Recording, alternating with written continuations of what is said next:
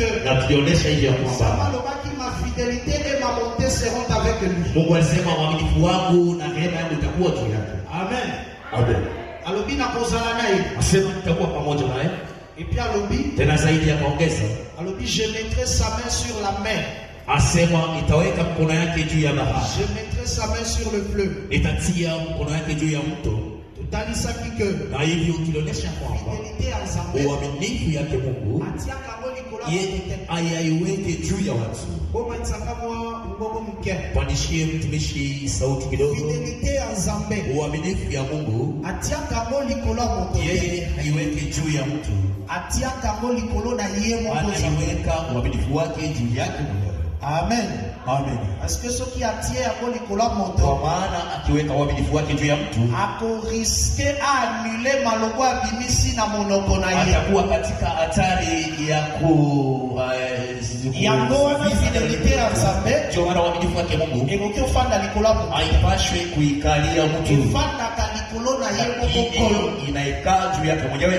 Mais total saka ndivyo tulionyesha soki ozotambola na Nzambe, ikiwa unatembea kwa ipe koloba te ke makambo nyonso na vina kila jambo katika maisha yako osalaka rose itakuwa nzuri, ekotambolaka malamu, itatembea vizuri. Non, si il arrivera des temps utakuwa mabuda fulani dans le parcours katika matembezi makambo ya makasi jambo zinaweza kutukia magumu. Amen.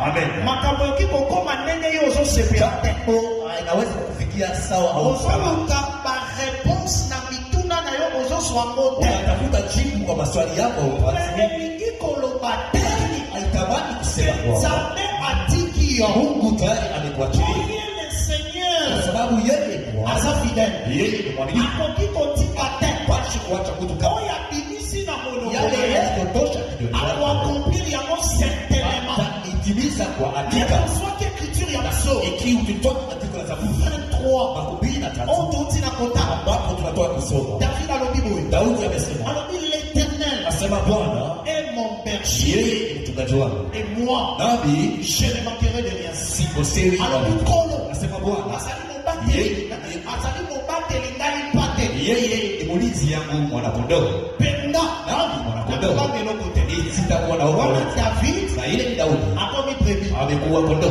l'Éternel na Bwana akomi véritable berger. amekuwa mchungaji kondoo ya kweli. Poye David, Kwa sababu yeye Daudi malgré ça qui berger, hata alikuwa mchungaji maso kondoo, reconnaître que alikuwa kichwa l'écolo na ye juu yake il y a un grand berger, anakuwa na mchungaji kondoo, un grand pasteur. mchungaji